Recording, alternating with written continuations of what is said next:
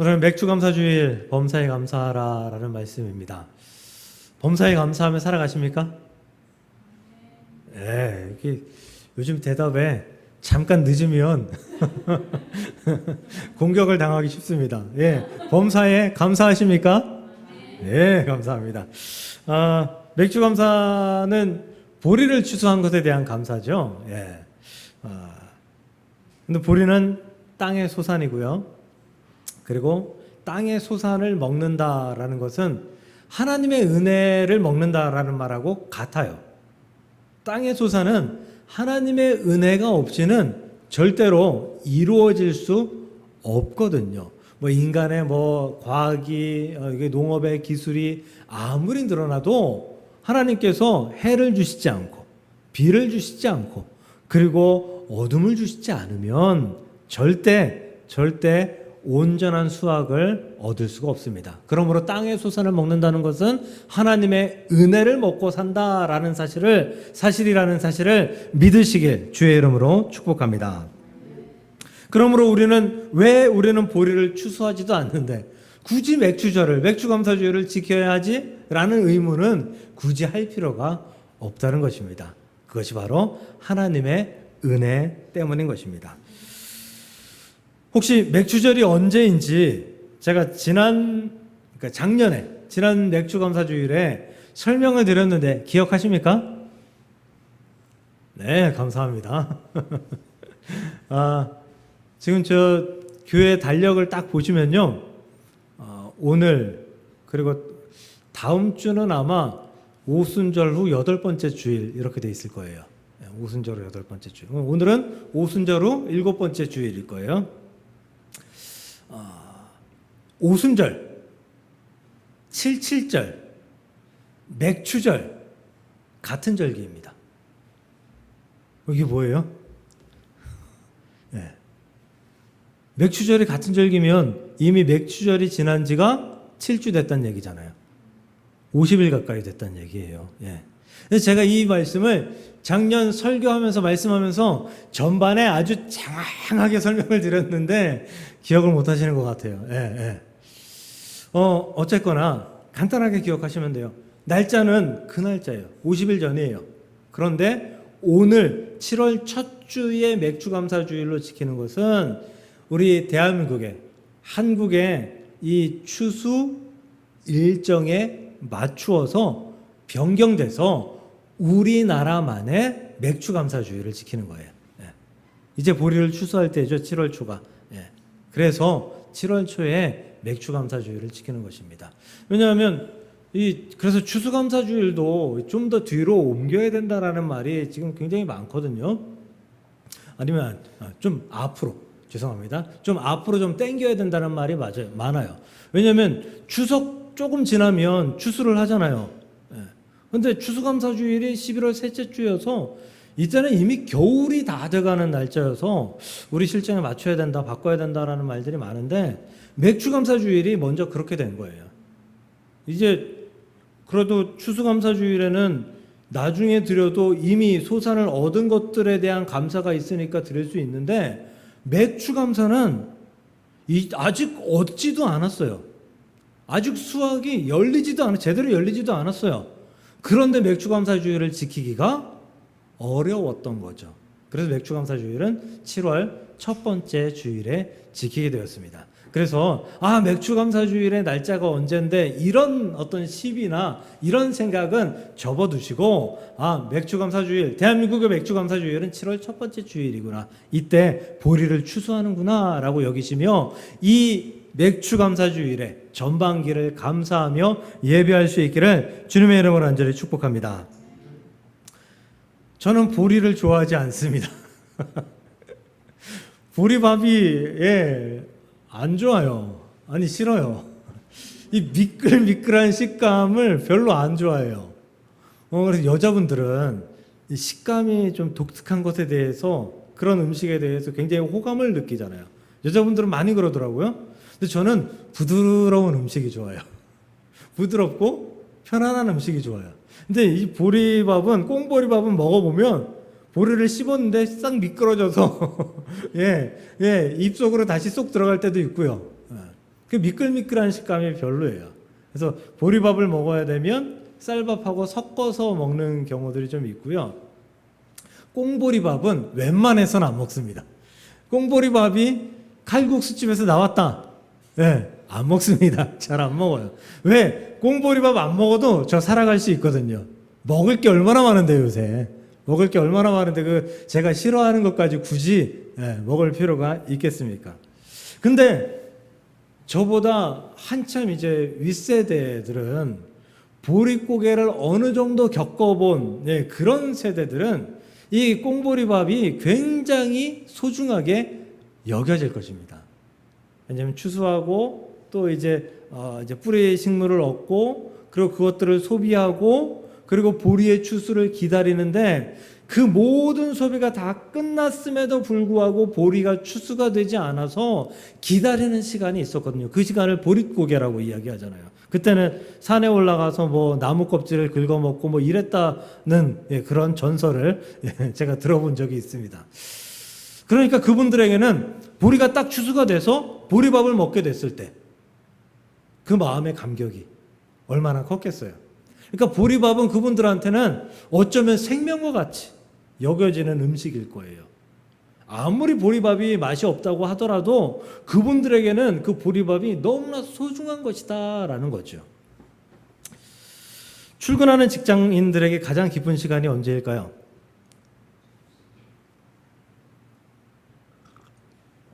퇴근 시간이죠.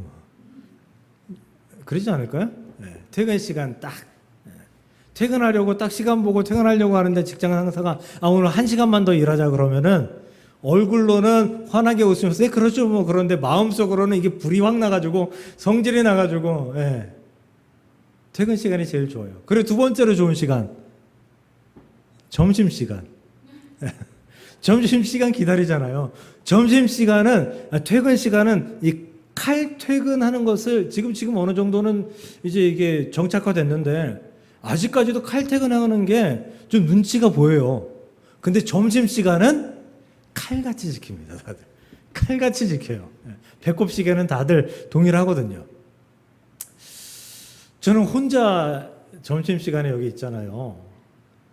혼자 밥 먹는 게 별로예요.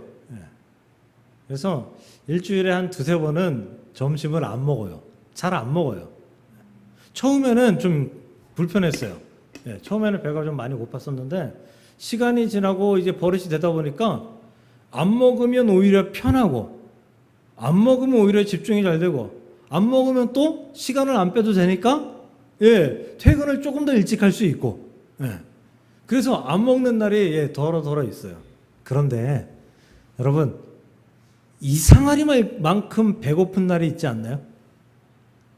분명히 아침을 잘 먹었는데 12시 점심시간이 되기 전에 배가 너무 고픈 날이 있지 않나요? 그런 날이 있어요. 그래서 제가 배가 너무 고파가지고 버티고 견디다가 에라 안 되겠다 뭘 좀 먹어야겠다라고 찾아도 교회에 먹을 게 없잖아요. 먹을 게 유일하게 한 가지 있는데 저기 저 커피 자판기 밑에 가면 컵라면이 있습니다. 유일하게 컵라면이 있어요. 그래서 간혹 그걸 먹습니다. 간혹. 근데 그렇게 몇 번 먹다 보니까요. 질렸어요. 컵라면이 예전엔 맛있었는데 지금은 맛이 없어요. 라면이 먹고 싶다라고 하면 끓여 먹는 라면을 먹고 싶어 하지 컵라면은 별로 먹고 싶지 않아요. 근데 제가 월요일마다 학교를 가잖아요. 지금 방학인데 학교를 가면 3시 50분부터 20분 정도 쉬는 시간이 있어요. 그러면 휴게실에서 어린 학생들이 어려봤자 뭐 20, 30대인데 어린 학생들이 거기서 간식을 먹어요. 컵라면도 먹고요. 이상하게 컵라면에 질렸는데 걔네들이 먹고 있는 거 보면 먹고 싶다는 생각이 들어요. 맛있겠다, 먹고 싶다 라는 생각이 드는 거예요. 그러니까 사람 마음이 참 간사한 거죠. 우리 곁에 있으면 이게 별로 싫고 먹고 싶지 않고 나에게 별 효과가 없고 쓸모가 없는 그런 음식이나 물건이라고 생각하는데, 그런 사람이라고 생각하는데, 정작 없으면 아쉬워요. 정작 없으면 필요하다라는 거예요. 현대인에게 보리는 컵라면처럼 그렇게 중요한 음식은 아니에요. 사실 없어도 살아요. 예, 칼국수 먹을 때 보리밥 없어도 그건 먹을 수 있어요. 예, 없어도 살아요. 근데 하지만 정작 없어진다면 그립지 않을까요? 없어지면 그리울 것 같아요. 그러니까 있을 때 잘해야지.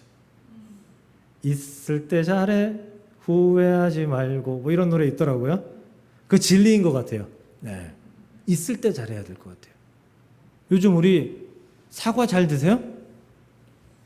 사과 비싸서 못 먹잖아요, 요즘. 사과가 뭐 금값이라면서요.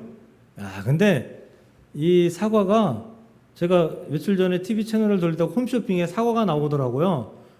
근데 그 사과는 예전 같으면은, 예, 그런 사과 팔았다가는 망할 만한 그런 사과예요. 사과가 빨개야 되잖아요. 아니면 불그스름 해가지고 이렇게 점이 조금 있고, 예, 그리고 탐스럽게 생겨야 되잖아요. 근데 이 사과는 주황색도 아니고, 뭐 그렇다고 파란색도 아니고, 익다 만 듯한 그런 사과예요. 반을 딱 잘라가지고 절단면을 딱 보여줬는데, 절단면도 별로 좋지가 않아 보여요. 예. 절단면을 딱 자르면 그 가운데 이렇게 그 꿀같이 이렇게 맺혀 있는 게 있어야 되잖아요. 별로 없어요. 예. 그거 보면서 아유, 나 같으면 저런 거 안 사 먹겠다라고 하는데 가격은 만만치 않더라고요. 예, 만만치 않아요. 우리 사과가 귀해져 가지고 사과 먹기가 쉽지 않아요. 사과 주스? 예, 아마 가격 많이 올라 있을 거예요. 근데 사과가 만약에 없어진다면 많이 서운할 거예요. 많이. 늘 옆에 있으니 소중함을 모르는 것입니다. 만약 옆에 없다고 생각하면 정말 그 생각은 끔찍하다라고 여겨질 수도 있을 것입니다. 보리, 곡식, 또 하나님이 주시는 태양, 비, 여러 가지의 것들은 모두 하나님의 은혜입니다. 그 은혜의 표식이 그 모든 것입니다. 그 은혜의 표식 중에 하나라도 사라지면 우리는 매우 불편하고 서운해질 것입니다. 그러므로 하나님의 은혜가 있을 때, 그 은혜가 있을 때 잘하시길 바랍니다. 그 하나님의 은혜가 있을 때 그 은혜를 발견하고 그 은혜 때문에 감사할 수 있는 감사에 특화된 저와 여러분들이 될 수 있기를 주님의 이름으로 간절히 축복합니다. 시편 23편 아까 찬양 드렸잖아요. 다윗은 여호와는 나의 목자시니 내게 부족함이 없으리로다 라고 고백합니다. 이 시편 23편 1절 이거 너무나 좋아하죠. 이거 싫어하는 사람은 아무도 없을 거예요. 근데 다윗이 어떻게 하나님을 이렇게 목자로 고백할 수 있을까요? 다윗은 생명의 위협을 느끼며 도망다녔던 사람이잖아요. 다윗은 심지어 적군의 나라 블레셋에 가서 피신 갔다가 사람들이 다윗을 알아보자 벽을 긁고 침을 질질 흘리며 미친 척하다가 구사일생으로 살아난 사람이 다윗 아닙니까? 죽음의 고비, 수도 없이 또 시글락이라는 곳에서는 이 다윗의 이 군대가 출정한 사이에 그 남아있던 자손들과 부인들이 그리고 그 군락들이 다 공격을 당해가지고 다 납치를 당하고 다 멸망할 것 같은 그런 상황을 겪은 다윗인데 어떻게 여호와는 나의 목자시니 라고 고백할 수 있을까요? 우리가 고통의 연속의 상황 속에서 살아간다라고 한다면 과연 여호와는 나의 목자시니라고 고백할 수 있을까요? 사실 저도 어려울 것 같습니다. 어려울 것 같아요. 그럼 어떻게 다윗은 그 하나님 앞에 여호와는 나의 목자라고 고백할 수 있었을까요?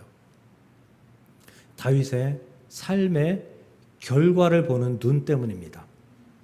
다윗이 사울을 통해서 죽음을 통해서 도망하는 그런 상황들을 여러 번 겪었잖아요. 근데 그 결과는 어떻게 됐죠? 다윗은 죽지 않았습니다. 그 위협 속에서 매번 살아났다고요. 매번 그 결과는 생명이었다고요. 죽음이 아니라 생명이었어요. 다윗은 그 생명을 본 거예요. 그 결과를 본 거예요. 지금 내가 겪는 이 고통 가운데, 이 어려움 가운데 있지만 하나님은 나의 목자이시니까 분명히 내게 생명으로 함께 하실 것이다. 다윗은 지금 블레셋에서 이 미친 척하고 있지만, 블레셋이란 나라 속에서, 마을 속에서 살아가고 있지만, 언젠가는 하나님께서 이스라엘의 왕으로 세워주실 그 결과를 내게 주실 것이다 라고 하는 그 결과를 보는 눈이 있었기 때문에 여호와는 나의 목자시니 내게 부족함이 없으리로다 라고 고백할 수 있었던 것입니다. 사랑하는 성도 여러분, 여러분들의 삶의 결과를 보는 눈이 있으시기를 주의 이름으로 축복합니다. 하나님은 결국에 승리를 주실 것입니다. 하나님은 결국 그 은혜를 통하여서 여러분에게 한없는 축복을 내리실 것입니다. 하나님은 결국은 그 은혜를 통해서 여러분들을 천국으로 입성시키시고 그 천국에서 면류관을 주시며 내가 너를 기다렸노라 말씀하시는 하나님의 놀라우신 역사로 함께 하실 것을 믿으시길 주님의 이름으로 간절히 축복합니다. 우리는 특별한 은혜에는 잘 감사합니다. 예를 들어 수능에 합격했다든지, 아니면 병 고침에 그 어떤 치유함을 받았다든지, 아니면 사업의 어려움 속에서 벗어났다든지, 그럼 하나님께 감사하죠. 그런데 작은 일에는 얼마나 감사하는지 우리를 돌아볼 필요가 있습니다. 범사에 감사하라라는 것이 작은 일에 감사하라라는 의미잖아요. 작은 일에 감사하라. 그리고 또 범사에 감사하라는 말은 작은 일에 감사하기 위해서 잊고 있었던 하나님의 은혜를 찾는 사람이 되어라 라는 말과 같습니다. 여러분 주변을 돌아보세요. 살펴보세요. 하나님의 은혜가 즐비하게 넓혀져 있을 것입니다. 펼쳐져 있을 것입니다. 그걸 하나하나 찾아보라는 거예요. 그걸 하나하나 찾아보고 그 하나님의 은혜에서 감사의 제목들을 끌어내 보라라는 것이 범사에 감사하라라는 것입니다. 이 맥주절에도 지난 6개월 동안 우리에게 주신 범사에 감사할 일들을 조목조목 꺼내어서 찾아볼 수 있는 우리 모두가 될 수 있기를 주의 이름으로 축복합니다. 저에게 좋은 소식이 있습니다. 그렇다고 해서 대단한 소식은 아니고요. 제가 몇 주 전에 제가 분신과도 같은 색연필을 잃어버렸다 그랬죠. 그 색연필이 있어야지만 이 책 읽는 것도 잘 되고, 그게 있어야지 공부가 잘 돼요. 설교 준비도 잘 되고, 찾았습니다, 여기. 여기 지금 요만큼 남았어요. 근데 찾았는데 너무 조금 남았어요. 요 색연필인데, 새로 산 색연필은 요거고요. 별 차이가 없죠? 별 차이가 없어요. 근데 제 눈에는 차이가 많아 보여요. 이 색이 더 예뻐 보이고요. 근데 이 색연필을 어디서 찾았게요? 제가 매일 메고 다니는 가방이 있어요. 집에서 교회까지 물건을 가지고 왔다 갔다 하는 가방이 있는데요. 그 가방을 보통 어디를 쓰냐면 맨 앞주머니하고 중간 주머니, 맨 앞주머니에는 지갑이나 이런 것들을 넣고요. 자질구레한 소품들을 넣고요. 가운데에는 태블릿하고 그리고 책하고 이런 것들을 넣어가지고 다닙니다. 근데 거기에 맨 뒤에 지퍼가 하나 더 있어요. 이렇게 여는 지퍼가 하나 더 있어요. 근데 거기는 얇아요. 아주 얇아요. 거기는 A4 용지를 가끔, 그러니까 파일 같은 거 구겨지지 말라고 가끔 넣는 데예요. 잘 안 쓰는 데예요. 근데 지난주에 내가 거길 찾아봤던가? 라는 생각이 문득 들더라고요. 그래서 열고 손을 깊숙이 넣었더니 집히는 거예요. 여기다 할렐루야 하면 좀 이상할 것 같죠. 기분이 너무 좋았습니다. 감사했습니다. 근데 제가 이전에 이 색연필 때문에 감사한 적이 단 한 번도 없거든요. 이 색연필 때문에 감사한 적이 단 한 번도 없어요. 이 색연필 때문에 기쁘다라고 여긴 적도 단 한 번도 없어요. 그런데 잃어버렸다가 찾으니까 기쁘더라고요. 행복하더라고요. 감사하더라고요. 이게 하나님의 은혜가 아닌가 싶습니다. 하나님의 은혜는 우리 주변에 즐비하게 있습니다. 우리가 모를 뿐이에요. 그 은혜가 사라지게 되면 우리는 그때 알 겁니다. 그렇다면 은혜가 사라지기를 기다려야 할까요? 아니겠죠. 은혜가 사라지기 전에 그것이 은혜라는 사실을 발견하고 그 은혜에 대해서 감사하는 삶을 살아가는 것, 그것이 바로 범사에 감사하는 삶인 줄 믿으시길 주의 이름으로 간절히 축복합니다. 우리는 사실 우리의 일상에 있어서 감사할 일들이 사실 너무도 많습니다. 지난 주간에 몇 건의 사건 사고가 있었죠. 한 운전자가 시청역에서 잘못 운전했는지 뭐 급발진인지 뭐 어떻게 됐든지 하여튼 9명이나 사망하게 되는 사고를 내었습니다. 그 사람들은 과연 그 사고로 인해서 죽을 만한 그런 사람들이었을까? 아니라는 거죠. 결코 아니라는 거죠. 또 겹쳐서 국립의료원에 응급실에 돌진한 택시가 있었죠. 거기서 2명인가가 많이 다쳤다라는 뉴스를 보았습니다. 어제도 인도로 차량이 올라와서 2명이 다쳤다. 뭐 이런 이야기를 뉴스로 보았습니다. 그 사망하고 다친 모든 분들이 그럴 만한 이유가 있는 분들입니까? 아니라는 거죠. 결코 아니라는 거예요. 이제 장마철입니다. 장마철마다 대한민국 국민의 일부가 사망합니다. 집을 잃습니다. 엄청난 고통을 받습니다. 그들에게도 그럴 만한 이유가 있을까요? 그럴 만한 이유를 가진 자는 단 한 사람도 없습니다. 그럴 만한 이유를 가진 자가 있다고 하면 정말 살인을 저지르고 정말 파렴치한 죄를 저지른 모든 사람들은 이미 다 죽었어야 합니다. 우리는 그러한 위협 속에서, 고통 속에서, 어려움 속에서 지금 벗어나고 있는 삶을 살아가고 있습니다. 우연이든 은혜든 우리는 그 삶 속에서 우리는 평안을 누리며 살아가고 있다라는 것이죠. 감사해야 할 이유입니다. 이곳에 모여서 예배할 수 있다는 것에 감사해야 할 이유입니다.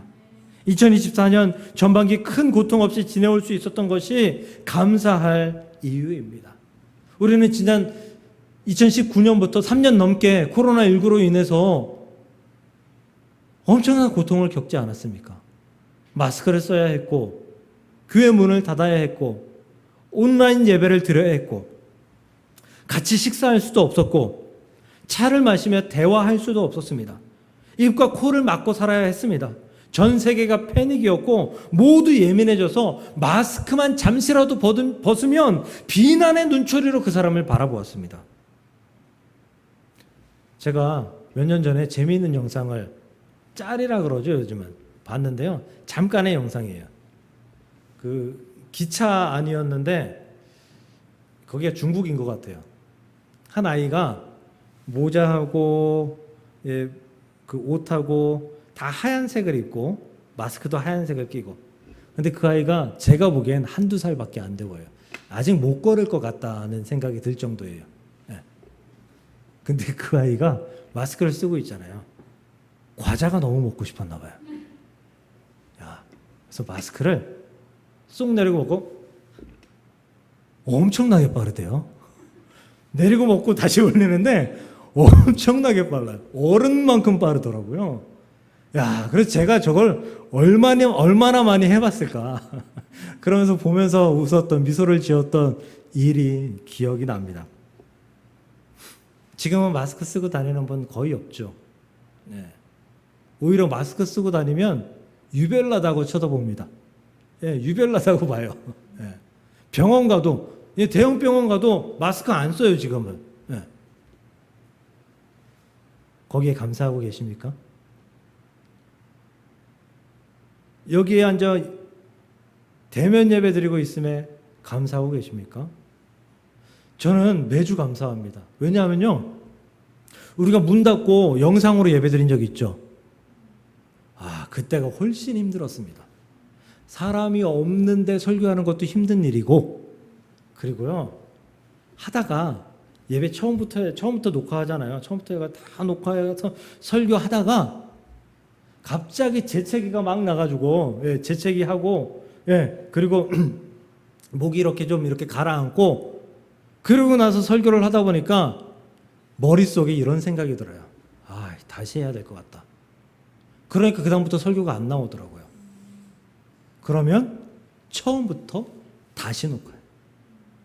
여러분들한테 보낸 영상이, 예배 영상이 단 한 번에 딱 시작해서 끝까지 그냥 한 번에 쭉 간 것이 그런 적이 단 한 번도 없어요. 단 한 번도 없어요. 몇 번씩 해가지고. 그래서 편집하고 해가지고 보내드렸던 거예요. 저는 이렇게 한 번에 같이 얼굴 보면서 예배 드릴 수 있음에 감사하고 또 감사합니다. 감사할 일들이 너무나 많습니다. 우리 일상에 이 평범함이 모두가 감사할 일이라는 사실을 믿으시고 이 맥주감사주일에 감사로 충만한 저와 여러분들이 될 수 있기를 주의 이름으로 축복합니다. 마지막으로 이 감사를 방해하는 세 가지를 간단하게 말씀드릴게요. 첫 번째는 염려입니다.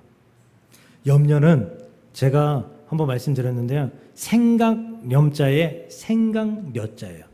생각이라는 뜻이에요. 생각하면 염려가 됩니다. 그렇죠? 그 일에 대해서 계속해서 생각하면요, 염려가 돼요. 제가 잠을 잘 못 이룰 때 그때 어떤 줄 아세요? 생각이 꼬리를 계속 물어요. 생각하는 게 염려라는 거예요. 염려하게 되면 감사하지 못합니다. 염려가 우리 안에 쌓이면 감사하지 못하게 된다라는 거예요. 그래서 신앙생활은 단순하게 생각해야 됩니다. 단순하게 하나님과 나와의 관계만 생각하면 정답들이 나옵니다. 단순하게 하나님과 나와의 관계를 생각하고 신앙생활하기 시작하면요, 염려가 생기면 우리 두 가지의 선택지밖에 떠오르지 않습니다. 어떠한 선택지냐 하면 하나는 기도하는 것, 또 하나는 내 마음을 바꾸는 것. 기도하고 내 마음을 바꾸게 되는, 그리고 하나님께서 이것을 승리하게 할, 이기게 할 하나님이다라는 사실을 믿게 하는 그런 마음으로 바뀐다라는 거예요. 그래서 감사할 수 있게 됩니다. 또 두 번째로는 원망과 불평입니다.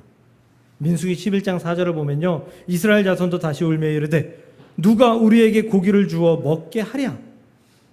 광야에서 생활하던 이스라엘은 하나님의 은혜라고 했던 만나만 먹는다고 불평했던 거예요. 그래서 5절에 우리가 애굽에 있을 때에는 값없이 생선과 오이와 참외와 부추와 파와 마늘, 아니 이 인간들이 애굽에서 값없이 그런 것들을 먹었나요? 지금 거짓말하고 있어요. 애굽에서 이 사람들은 돈도 받지 못하고, 수고한 돈도 받지 못하고 하루 종일 노역하고 채찍 맞으면서 노역하고, 그리고 그것 조금 얻어 먹은 것 가지고 이 사람들은 그게 더 큰 은혜다라고 지금 거짓말하고 있다고요. 이미 홍해가 갈라져서 살아남고 애굽의 군사들은 다 죽어 하나님께 감사하고 감사했던, 만나가 아침에 내려서 하나님의 은혜가 충만한 것에 대해서 감사했던 그 감사는 싹 잊어버리고 원망과 불평을 하고 있는 이스라엘 백성이다라는 거죠. 원망과 불평은 감사를 완전히 잊어버리게 합니다. 원망과 불평에서 벗어나십시오. 마지막 세 번째는 욕심입니다. 욕심은 문제를 낳습니다. 이 문제는 거짓과 분열을 낳고요. 감사와 완전히 거리가 먼 그런 사람으로 만들어 버립니다. 사무엘상 9장 2절을 보면요. 사울이 이스라엘의 왕이 될 때 평가가 묘사되어 있어요. 사울을 이렇게 평가해요. 그의 이름은 사울이요 준수한 소년이라. 이스라엘 자손 중에 그보다 더 준수한 자가 없고 키는 모든 백성보다 어깨 위만큼 더 컸더라. 하나님 보시기에도 이 사람이 이스라엘 중에서 가장 준수한 사람, 가장 뛰어난 사람, 훌륭한 사람, 괜찮은 사람이다라고 여겨졌다는 거예요. 그런데 그가 다윗과 함께 전쟁에서 돌아올 때 여인들이 이렇게 외치죠. 사울은 천천히, 다윗은 만만이라. 다윗이 자신의 왕자를 빼앗을 것이다 라는 생각에 사로잡히고 그 왕자를 지킬 욕심에 사로잡히자 다윗을 죽일 계획을 세우고 계속해서 쫓아다니다 비극적인 최후를 맞습니다. 욕심이 잉태한 즉 죄를 낳고 죄가 장성한 즉 사망이 되느니라. 사울이 그것을 이루었습니다. 작은 것에 감사하지 않는 자는 큰 것에도 감사하지 않는다라는 말이 있습니다. 그런 격언이 있어요. 작은 것에 감사하지 않으면요, 큰 것에 감사하지 못한대요. 왜? 감사가 습관화되어 있지 않기 때문에. 감사는 습관이 되어야 된다라는 거예요. 이게 범사에 감사하라라는 거예요. 범사에 감사해야지 감사에 습관화될 수 있다라는 거죠. 오늘 말씀에서 범사에 감사하라. 이는 그리스도 예수 안에서 너희를 향한 하나님의 뜻이니라. 늘 감사하는 것, 작은 것에 감사하는 것, 펼쳐져 있는 모든 은혜에 감사하는 것, 이것이 하나님의 뜻이다라고 말씀하고 있는 것이죠. 다윗이 그래서 여호와는 나의 목자시니라고 고백할 수 있었던 거예요. 그리고 다윗은 6절에서 23편 6절에서 이렇게 또 고백합니다. 내 평생의 선하심과 인자하심이 반드시 나를 따르리니 내가 여호와의 집에 영원히 살리로다. 우리가 범사에 감사하기 위해서 무엇을 해야 되느냐? 다윗처럼 하나님께서 선하시고 인자하시다. 그래서 내게 선한 결과를 주실 것이다 라는 것을 믿는 것, 그것이 필요하다라는 것이죠.